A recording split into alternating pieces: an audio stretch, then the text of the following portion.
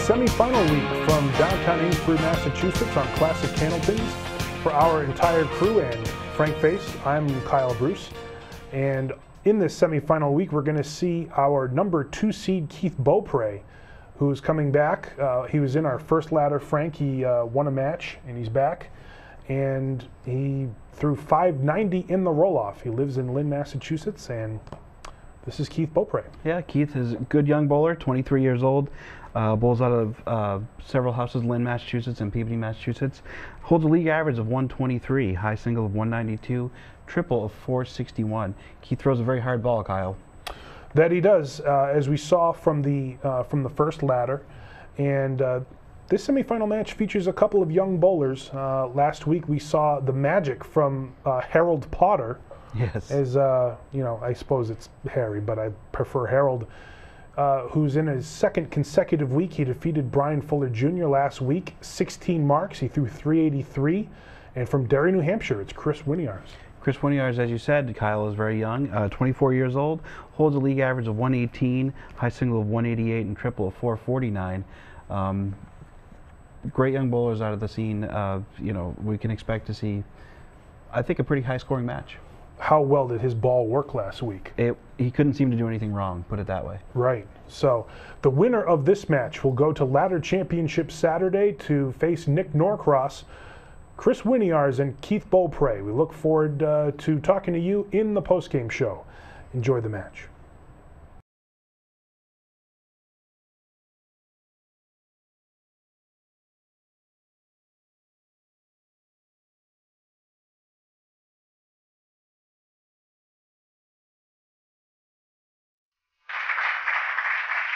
It is semifinal week on Classic Candlepins.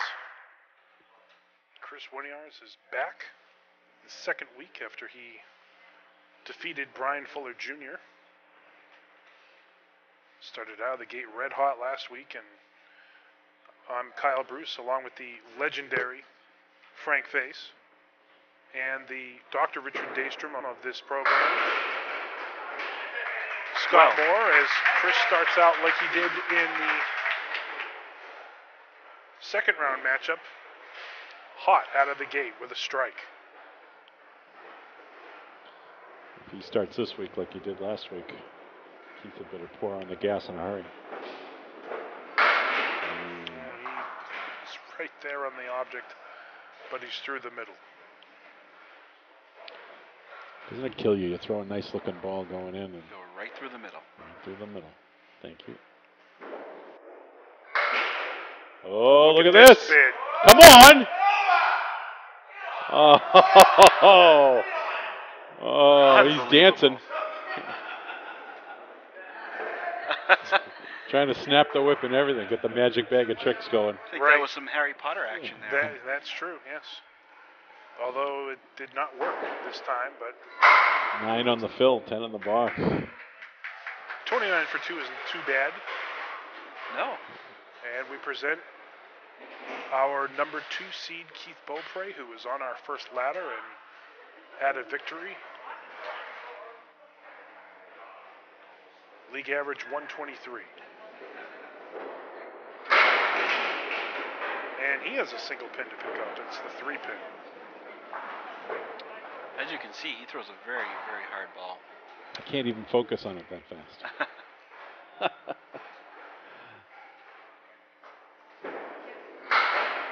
Right on that single.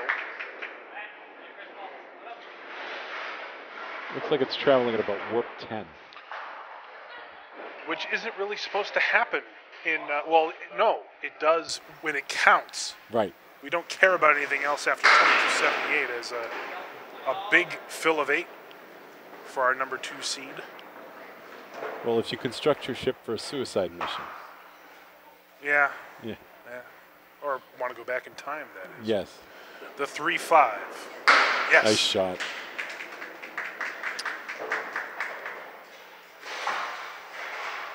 Both bowlers out of the gate in a hurry. I like it. That's what you would expect on this semifinal match of Classic Candlepins. That's right.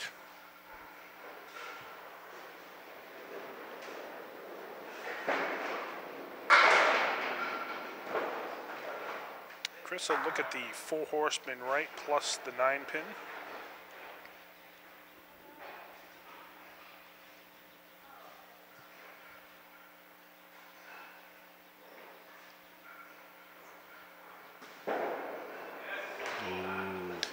I think the reason that he goes outside on that one is because you have to carry the 9. Right. Yes. It doesn't always go when you hit the pocket of a 4 horseman.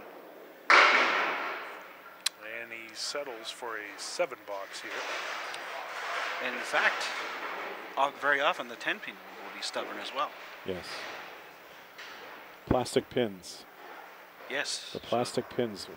Any experience I've had, all the experience I've had with the wooden pins, you get in the pocket on the 4 horsemen, it's pretty much a gimme shot. But the plastic pins, you leave the 10 pin or the 7. I've yet to have the opportunity to bowl with wood pins. Really? Never. Oh, we should try to see if we can arrange that someday. That'd be very nice. Well, I'll have to go into my basement and dig out some wooden pins for you. You have video on YouTube bowling on wooden pins, I right? do. Nice Nice shot. for Chris. I do have video of me bowling on wooden pins, and it was for a thing for the Needham Historical Society, trying to show the difference between wooden pins and the history of candlepin bowling. And, in the video, I was trying to get a strike because my cousin had said, "Well, how come you didn't get a strike?" Well, it's not that easy on the wooden pins. Big hit for Keith, Right in the pocket there. but he has a split. 3-5-7. I like the wood. I think he's got a lot of possibilities with that wood right there. Especially with the velocity of his ball. Oh, Right at the 5 pin. Yeah. Like betcha. that. 3 marks in a row. A great start. Awesome start. I don't have the 50 bucks to give him, but I've got pocket lint. yeah, hey, you know what? That'll work. A big hit, and It's not Wow. gonna go. Yes, it is Yes, gonna it go. is! Look at that. Well, there's no time limit in candlepin bowling, I'll tell you that. no time limit, no disqualification, That's but a right. strike in the 4th and starting off 4 marks in a row.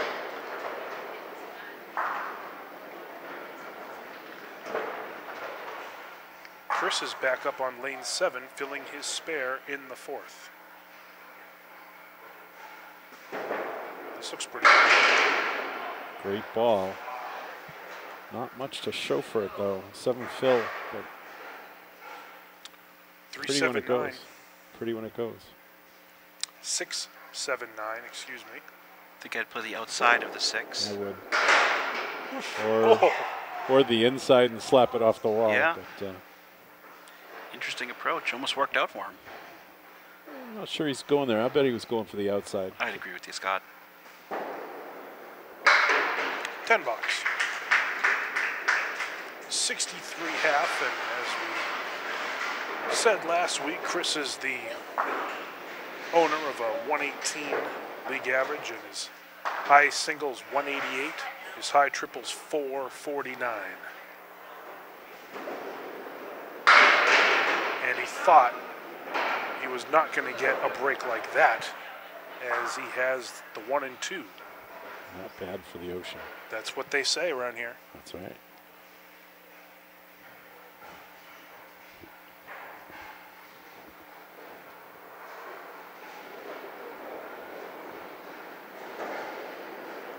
Yes. Good.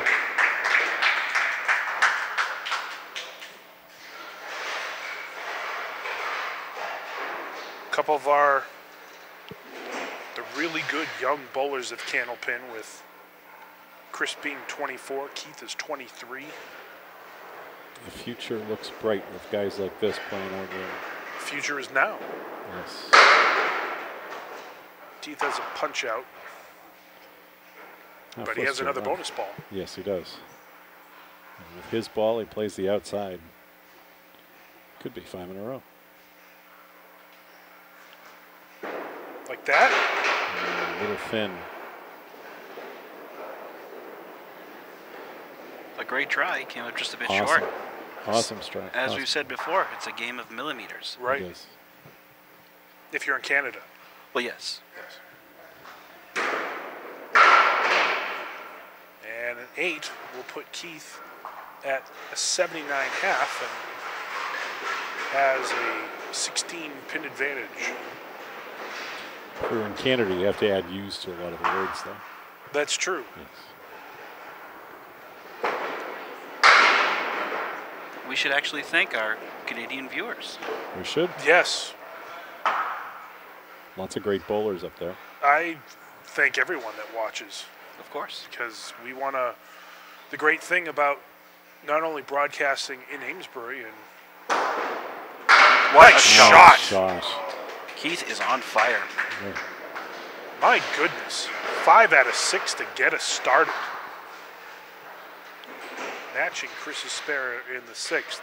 As I was saying, not only reaching our viewers here in Amesbury, but with the power of the interwebs, we can reach everybody in the, really in The world. Milky Way galaxy and Oh, the yeah. Andromeda galaxy, as Kris fills his spare with 5. I like that. Kris spills his spare with 5. Well, hey, you know, who said I can enunciate? Oh, That was nice a bid. great bid. Wanted to be a little fuller on the headband that time. But, Yes, even without him. yes.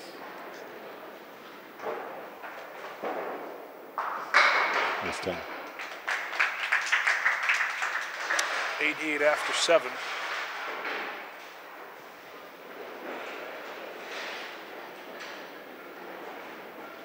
And it's an interesting contrast to our second round matchup, as it's not as big of a lead, but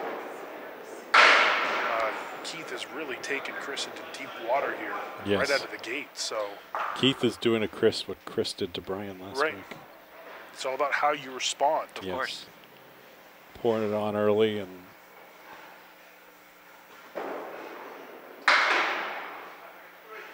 seeing if he can come back and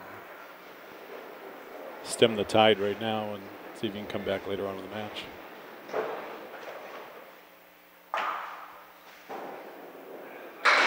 Nice out. Wow, nice 9 bucks. Or 10. A great It's a out. 9. So 97 after 8 for Kris, and Keith is back up on lane 7, filling his spare in the 6th. The winner of this match will go into the ladder championship next week against Nick Norcross. He blasts down 6. 3, 5, 6, 7. No wood to help. 17 pin lead right now for Keith through 6. Against a couple of opens. Oh, Oh. wow. What a bid there. Beauty. Can't play it much better than that. No, that 7-pin haunted him. You know, he was thinking of that first ball, hoping to carry it. Right. Right. It just didn't work. Nice 10. Takes care of the single. 105 through 7. I'd like to be able to show up and throw 105 through 7. You can. I'd just like to throw 7. Over to lane 6 now. And a 4 horseman.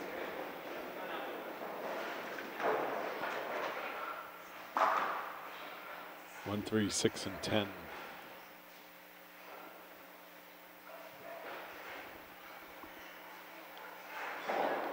And the 610 won't go.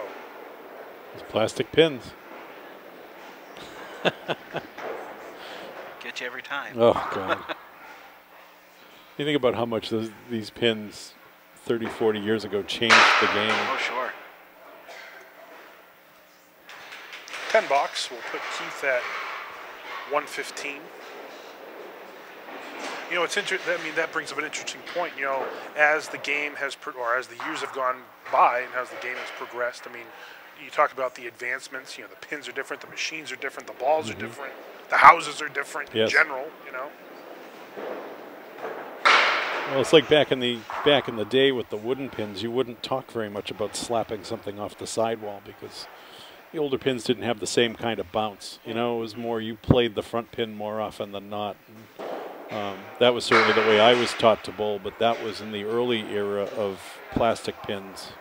It wasn't until later you started to learn, hey, you know, the plastic pin will do this, the wooden pin wouldn't, so let's play it a little differently. So the game's changed quite a bit over the last few years. Wow. Tough 7 points. That is a tough 7. 104 after 9. Maybe a wooden pin wouldn't have reacted the way that the head pin did just then. Bouncing off of this pin center. Yeah, just a little different. Wow, Nice ball. big hit and a strike. That's what he's been missing in this string. He has not been on the head pin like he was last week. He's only 1, 2, 3, 4, 5 with this one. 5 head pin hits, and his score is shown.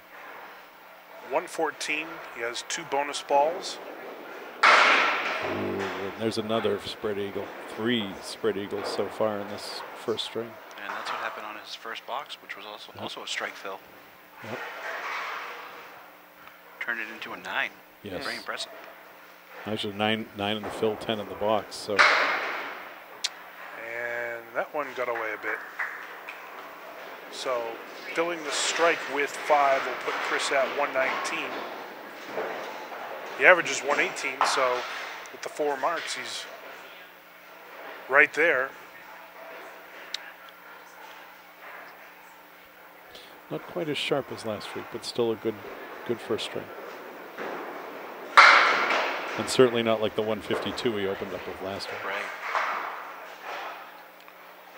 Keith pulled that one a bit. He has 4 horsemen right plus the 5 and the 9. Wood may keep things around here. I don't know. Let's see. He's got a really heavy ball. He missed number 1, so he'll be open for the 3rd box in a row. Keith is averaging 123. His high single is 192, and it's a 9 box, which will put him at 124, and the lead is 20 right now. Keith's high triple, 461.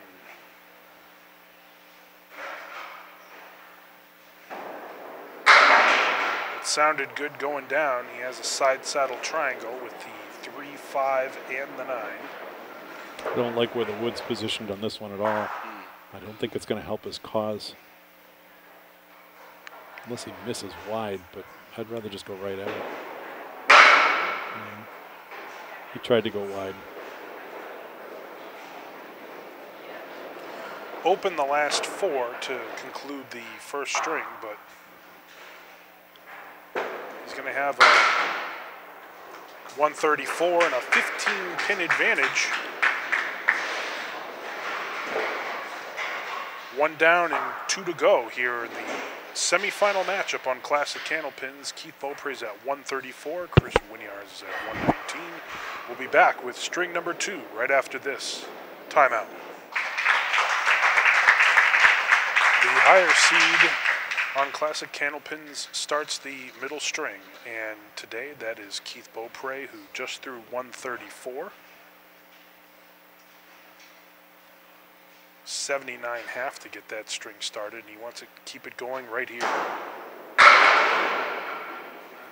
And a big hit, but he has a split. He's looking at the 2, 5, and the 10. Go heavy on the 2-pin. Exactly what I was thinking. Yeah, go heavy on the 2-pin. Maybe that piece of wood, grab the 5 and then slide over to the 10. Wow. Or play the cap on the far side. Spare in the first. Scott, what are we even doing here? Well, you know something, now I can sympathize with Dan Murphy when he was on the Candlepin Challenge, and he'd call it one way and then he'd go another way. So, hey, whatever. All right, well, I reserve comment. Here's the bonus ball, and Keith nets 5.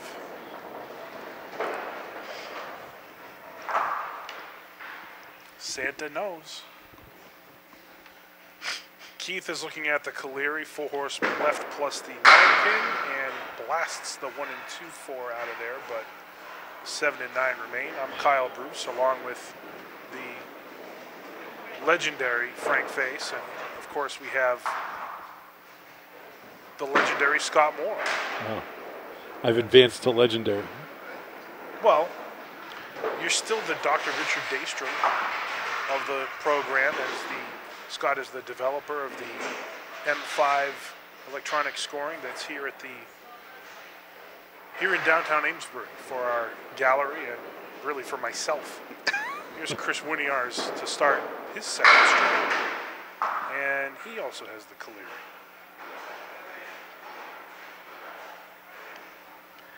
I guess we could sum it up by saying that it's to avoid doing math. Yes. Is with the scoreboard. No, it's to be more precise. It's to avoid me doing that. Oh, okay. Yes, of I course. don't really bring much to the table. That one. Well, Kris leaving the headband behind. Yes. We have enough examples of me not providing the right score to viewers as Kris will start off with a 10. Well, it is very challenging. You know, you're trying to do math, you're trying to watch the action, and you're trying to talk all at the same time. I have a hard enough time walking down the street and carrying on a conversation. I know. Like the Gerald Ford of this program, as Kris is looking at 1, 2, 8, and 10.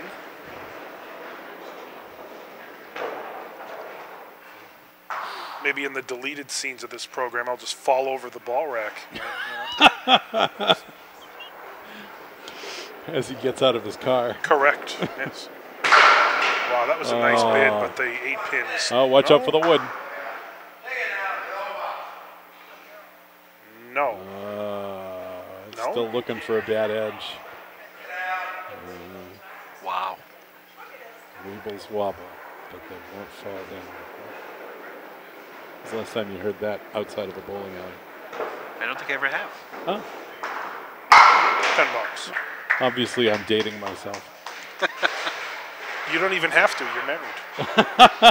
That's true. That was a really terrible joke. But Keith is back up on lane 7. He has an 18-pin advantage. The winner, again, to face the master of the Norcross files,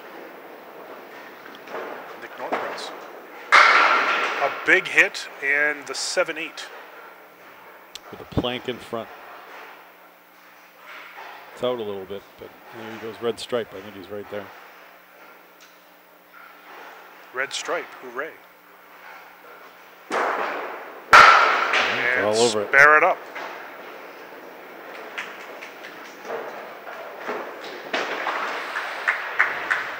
No love for Hooray Red Stripe at all? The beer? Yes. It's not my favorite. No, I'm just saying The commercial. yes. Yes. Thanks, Great. buddy. Well done. Yes. Appreciate that. My wife likes finding the Old Spice commercials on YouTube. Hey, check this one out. I like Jack Palance and Skin Bracer. It's the best. Because on classic Candlepins, you don't need a fancy cologne to smell like a man, as Keith fills the spare with 7 and nearly had 2 in a row. Tough break there. You put the ball where you want to put it, and just didn't go. These things happen. Now, Scott, would that be an instance of plastic pin obstruction, maybe? Maybe. You know, it's like I say, the plastic pin is so much harder. The wooden pin has a little bit more give to it when the ball actually strikes it. Especially if you've seen a wooden pin that's been played on quite a bit. Beat You up, can see yeah. there's little rings all around the ball, all around the pin where the balls have made contact. Right. And, the plastic just is so much harder, and it actually gets even a little bit more harder as the plastic gets compressed as the pin ages. Sure. Well, for those interested, there is a fine exhibit of wood pins, plastic pins, colored pins here at the lanes in downtown Amesbury. That's true, yes. One of the finer exhibits of historical pins Yes. that you'll see around here.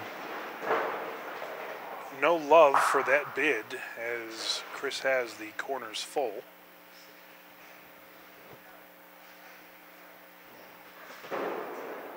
And that'll be a 9 box. Kris needs to find that head pin again.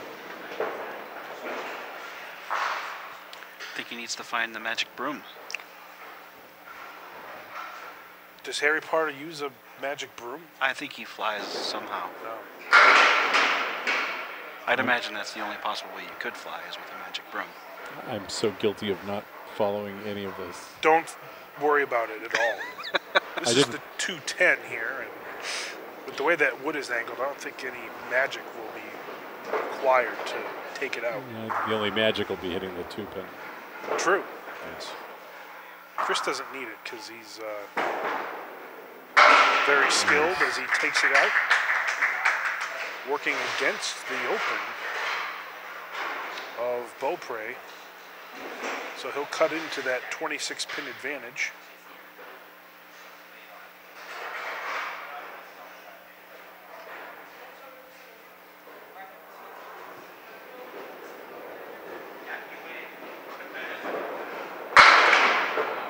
Look at that. He throws the ball so hard, instead of just taking the triangle on the end, which I would get, most of us would get, he snags the 9-pin too. And I think it could be helpful. Yes. What's the advantage of throwing the harder ball? If you can control it, you'll steal a pin here or two, here or there, and if that 1 or 2 pins that you steal in the course of a match means the difference between a 9-drop and a strike, or, you know, the spare. Sure. And that's an 8-box, which will give Keith a 57.5. Of course, by comparison, Kris, like I say, started out last week with a 152, and he does not throw that hard a ball, so your accuracy still has to be there. It's the name of the game. Yes, sir. And a punch-out. You know, speaking of being accurate while throwing hard, one thing I was remiss in doing in the first round matchup of our show is to comment on the passing of Mike Sargent, one of the Candlepin Bowling's best ever. A guy that threw very hard, but also threw very accurately. I actually had the opportunity to bowl with Mike against my dad and my uncle only about 30-something years ago. That was just like yesterday. Oh, yeah. I mean, I don't even remember what I did yesterday. That's a 9-box for Keith. Certainly a member of the Candlepin bowling royalty.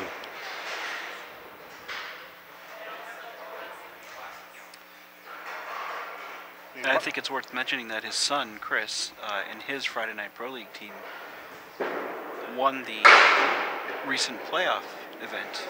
In Woburn. At Woburn, yes. A fine tribute. Yeah, a fitting end to the season. Yes. I suppose the debate will rage on. I mean, obviously they bowled in 2 different eras, even though they bowled together for this house about 20 years ago on Friday nights. You know, who was the better bowler, Mike or Kris? That's an 8-box for Kris here.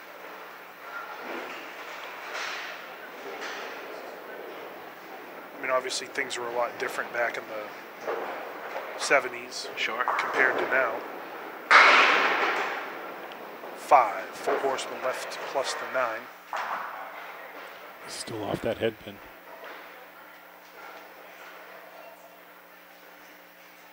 But there are a lot more houses that were open. Houses were undoubtedly tougher in that they, you know, the sidewalls were different. There was, you know, the juicing, as we say, or as they say in the industry, was not something that was prevalent. And I think there's something too. That's a 7-box for Kris. That'll put him at 56. Beaupre's lead is at 25. I think there's, you know, when you have a lot more houses that are in the game, it's going to be a lot harder to make the adjustment and know, you know, find your spot perhaps and know how your ball works at certain houses. And obviously it's not something that I'm trying to take away from Kris, because, I mean, as far as a big hit and a strike. I call it hammer written all over it right there. That's Keith's third mark of the second string. I find that when you bowl in a whole bunch of different houses, it's faster to adapt.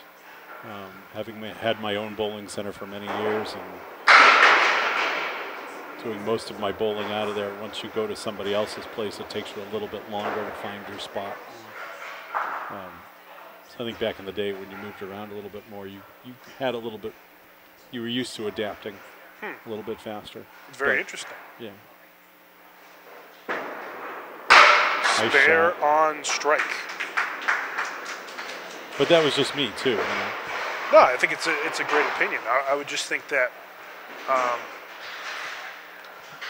I think that probably says that the skill of the adaptation that's what you're alluding to. And absolutely, getting used to the feel of the lane, how your ball breaks. You know, back then, did you have lacquer on the lane or water based? Now it's mostly water based. Did they oil the lane? Did they not oil the lane? And then you've got synthetic now to deal with too. So right, totally different game. yes. 1, 2, 3, 5, 7, and 10. That looks pretty good. Oh. And the 7-pin remains. Well, in any event, my condolences, or I should say our condolences, on behalf of Classic Candlepins to the Sargent family. As that's a 10 box for Winiarz. That'll give him 66 after 7, but the lead grows to 35 with Keith's strike there. And because he would spare on strike, obviously he has a bonus ball in the 8th.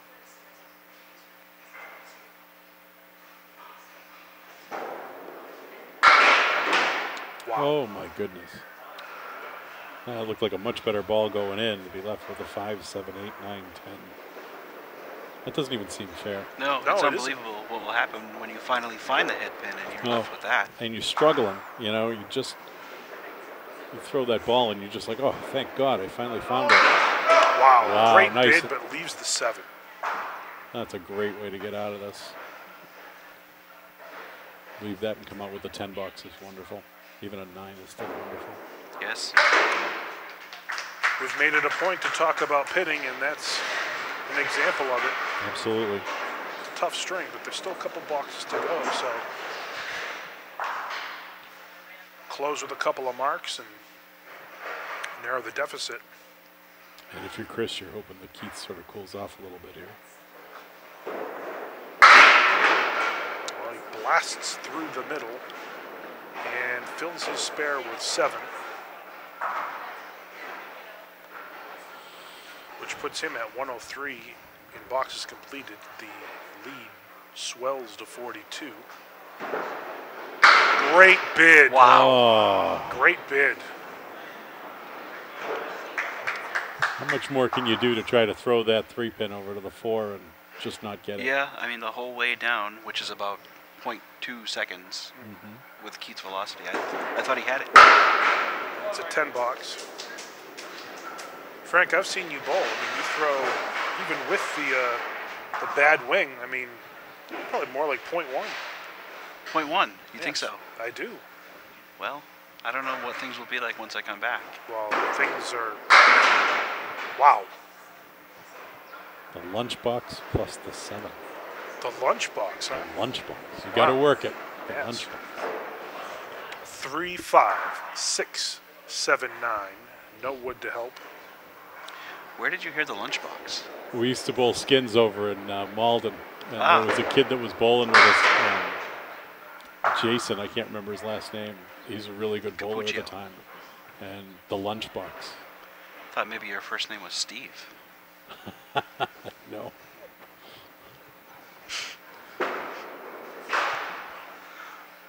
Ball slipped out of Keith's hand that time, so he'll finish with a 120. And he's 254 for 2. I understand in 10-pin they call it the dinner bucket. Oh, like KFC. Yes, like KFC.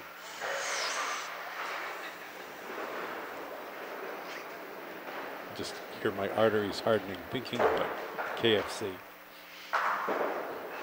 A big hit and the 6-7, but there is some lumber. Let's see where everything settles.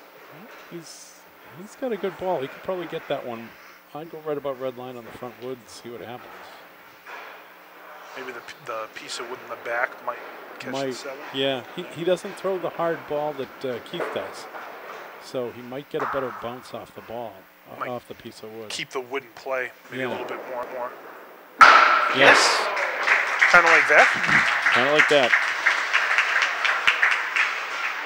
Spare in the 9th, and because Keith has opened the last 2, he can cut into the 42 pin advantage.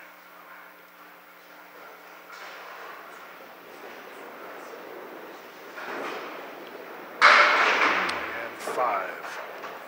Just off the head pin again. Another Caleri. Yeah.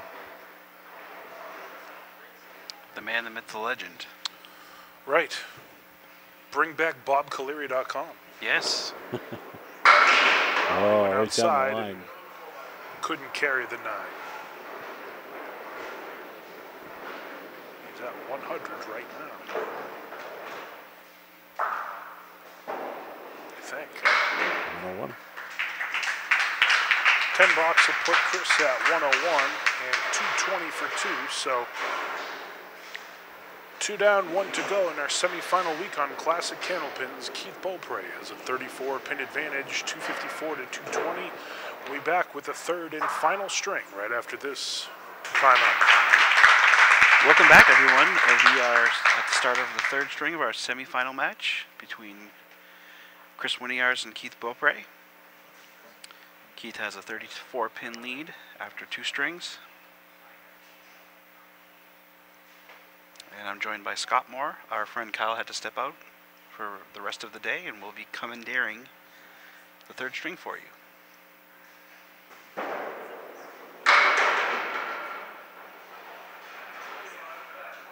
And he leaves the lunchbox. Yes, he does.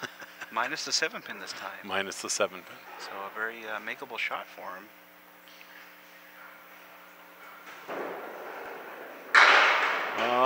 Yes. Yes, there it goes. Okay. Slow going, but he got it.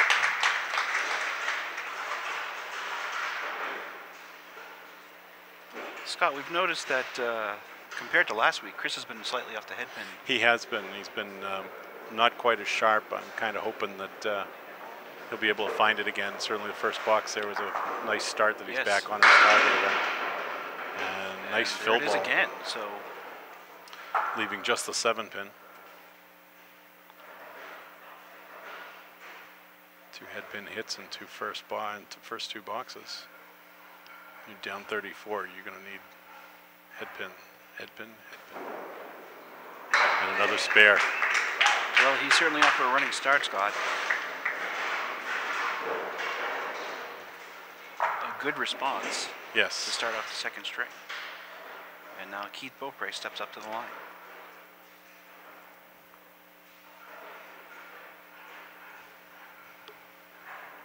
I feel honored to be sitting next to the legendary. Oh, Frank Face.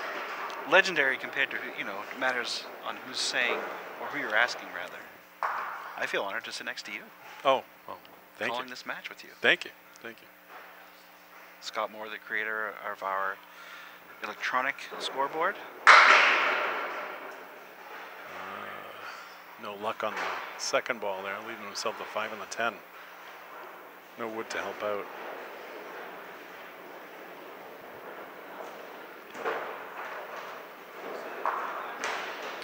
Yes, ladies and gentlemen, you want to get on a Candlepin bowling show, create a scoreboard all by yourself.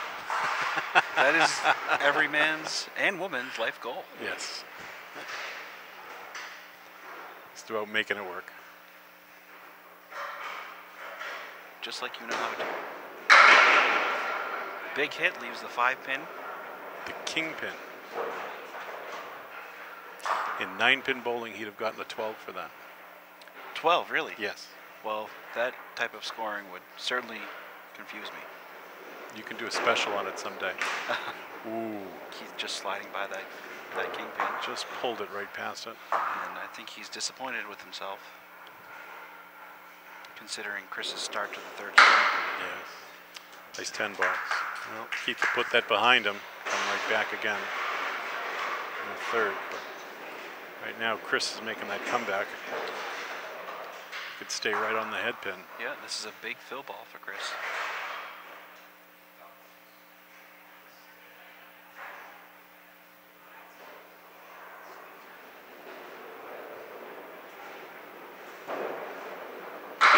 Back on the head. Yep. 2, 4, and 10 with some wood. So a split for a 7 fill, but Scott, I don't hate it. No, I don't like. I don't hate it either. I think he hits the 2-pin full. I think he's got a really good chance of He's taking got a it. good shot at it. He's cut the lead with his 2 fill balls through 6 to 16, and just a little left.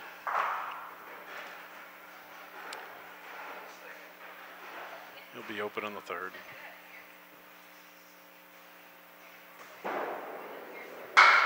Nice out.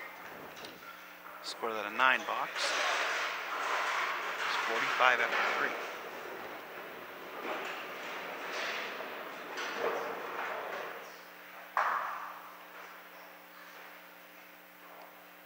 Needs that head pin again.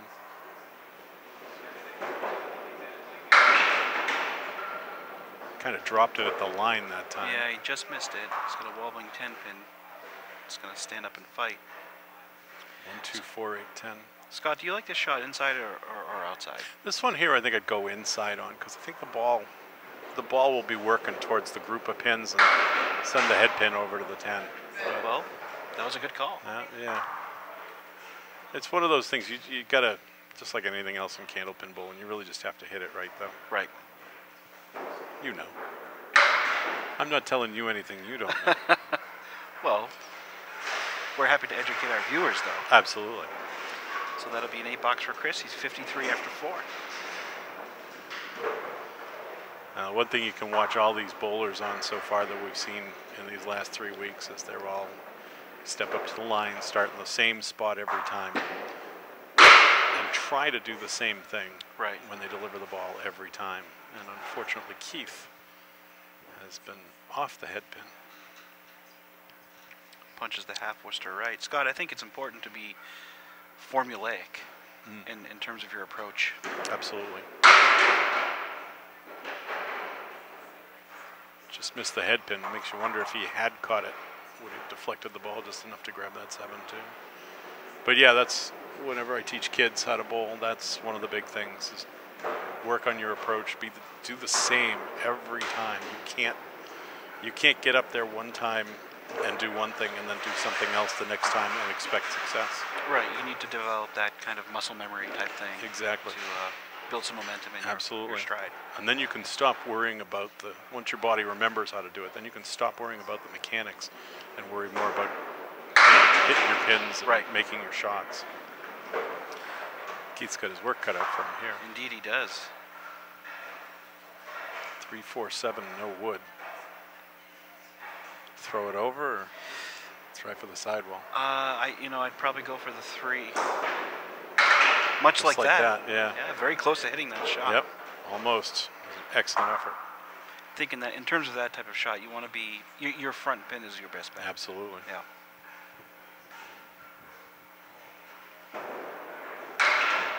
$10. So both bowlers are open in the 3rd and 4th through 4 boxes in the 3rd string. The lead is 17 for Keith Beaupre.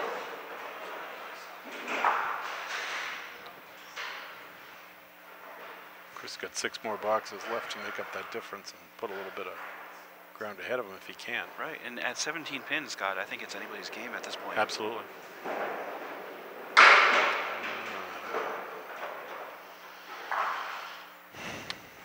Not what he was looking for. No, he's got the half Worcester left.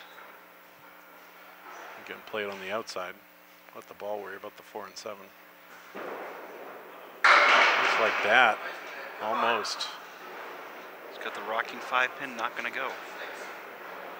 5-9 stand.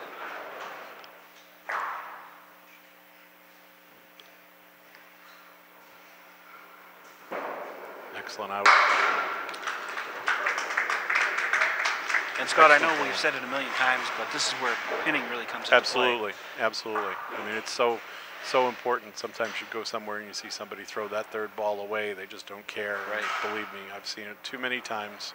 In that case, yeah, you're just your own worst enemy. Absolutely. You get down to that last box and you say, God, if I only had that 2 or 3 pins back. Kris has just not had it in this match, finding the head pin with any real consistency. He's got the 4 horsemen right plus the 7-8. No wood to help.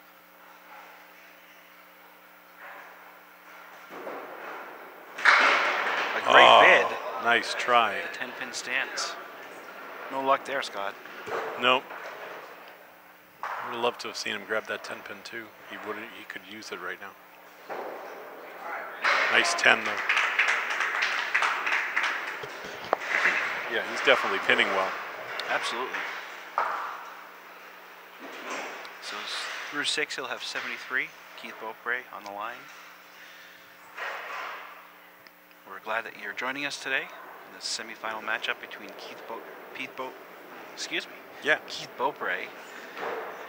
and Kris Winiarz in Classic Candlepins.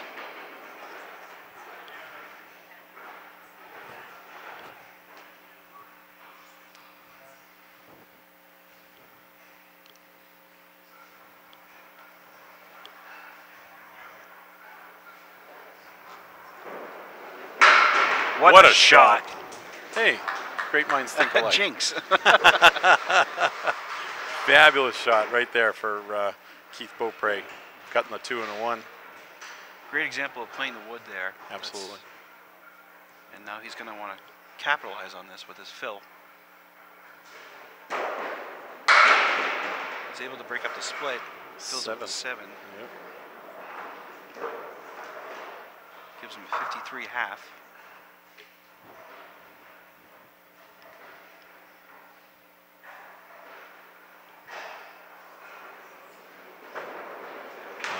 Just a bit outside there. And you can see he's frustrated with himself. Yeah, that's not a spare you want to miss. Even though there's only 4 boxes left in the match after this one, still plenty of room for Kris to come back. Nice 10. That's the one he wanted. It was there. So after 6, that brings him to 63. 24 pin advantage.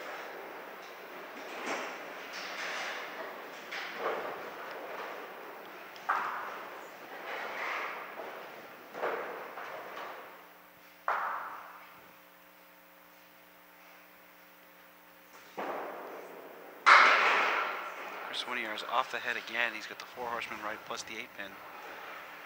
The Caleri. Yeah, you guys call me legendary. I think he's legendary. The stories. Kris put that pretty much where you wanted to, and yeah, maybe a little full in the headband, but yeah, definitely was full on that one, unfortunately.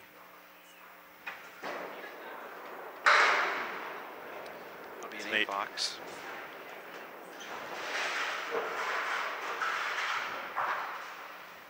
Kris running out of room here. He's going to have to start putting up 3 big boxes.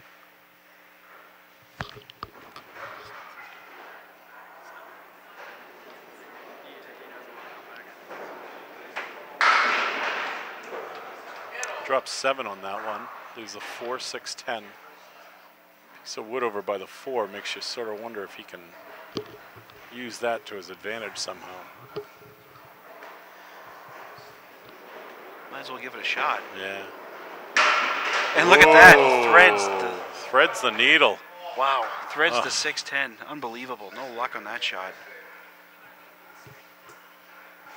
Would you offer money to see if he could do that again? Yeah. Provided he could guarantee that he makes it. Yeah.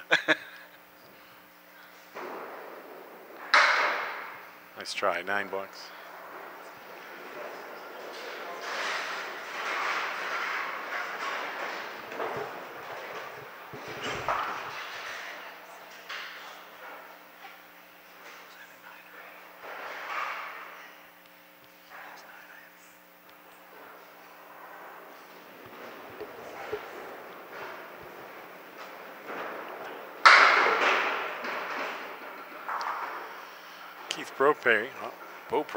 can't speak now. It's okay. I'm taking over for Kyle.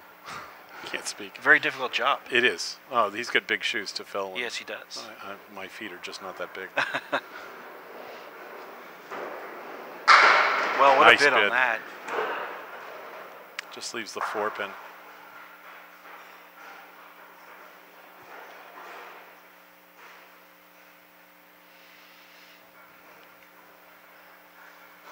And that'll be the $9. 72 through 7. And through boxes completed, that'd be a 24-pin lead for Keith Beaupre. I'd like to offer a scoring correction, as confirmed by Kris Winiarz and Scott Moore. Chris's fourth box was a 9 instead of an 8. So I apologize for confusing you all. Well, Frank, we don't want to make it any harder on him than it already is. Right. Speaking of hard, Keith is looking at a 6-7 with a piece of wood in front of the 6. Not an easy shot. I wouldn't want to have to throw at it. Oh, and he almost made it Nice happen. try. Whoa, wait a minute. No, falls off the plate.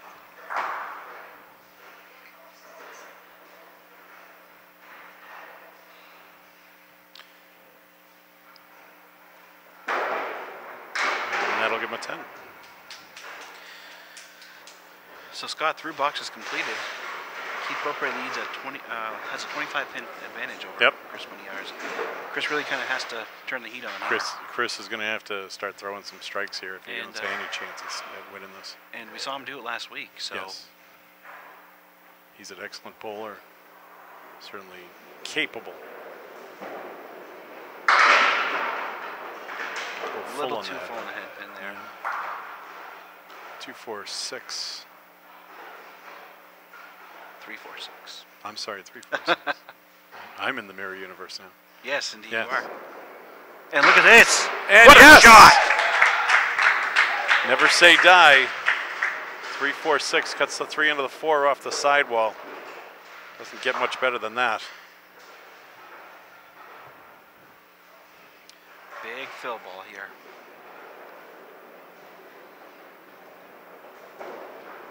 Finds the head pin. And still waiting. All right. All right. 7 and a chance for another. Let's get the 4, 7, 8 piece of wood in front. Very makeable.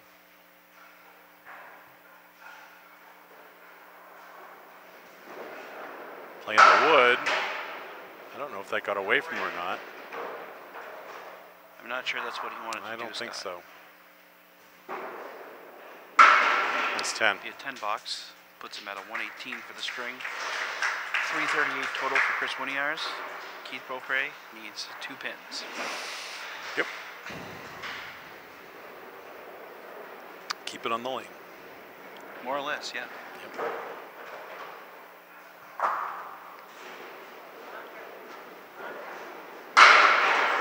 That'll do it. So Keith Beaupre will move on to our championship match against our #1 seed, Nick Norcross. Everybody's just going right up the line. Indeed, yeah, we haven't seen a consecutive victor Yep. in this latter series.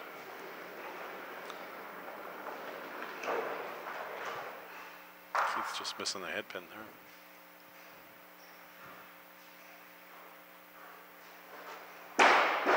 Ooh, he dropped it on the foul line.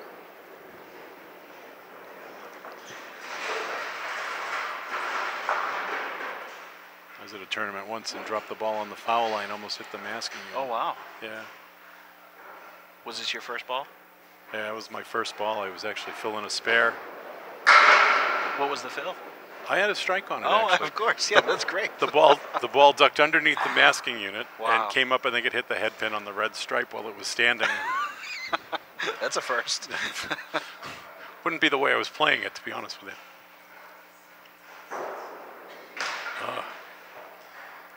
Well, if you're going to start missing shots, now's the time. Now's the time.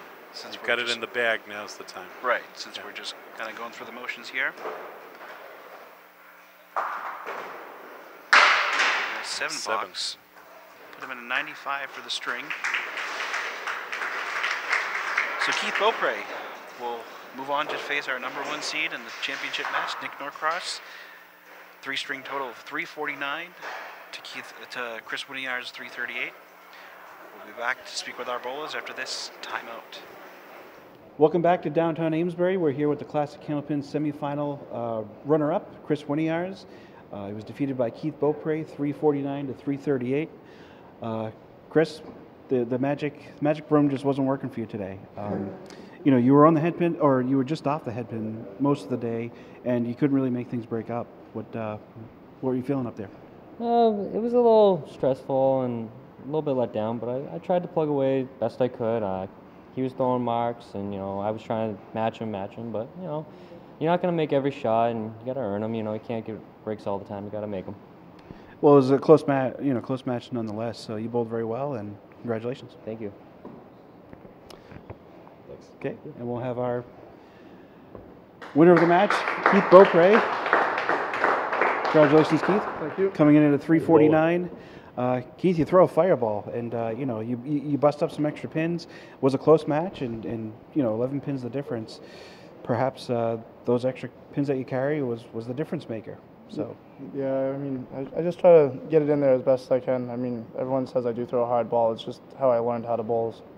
It's the way I throw it. I shouldn't do anything different, right? That's true. And look at where you are now. You're on your way to facing our #1 seed, Nick Norcross, in the Classic Candlepin Championship match of the 4th ladder of the year. We hope you enjoyed the match, and we look forward to seeing you next week. Thanks for joining us from downtown Amesbury. My name is Frank Face, here with Scott Moore, and here's your victor, Keith Beaupre.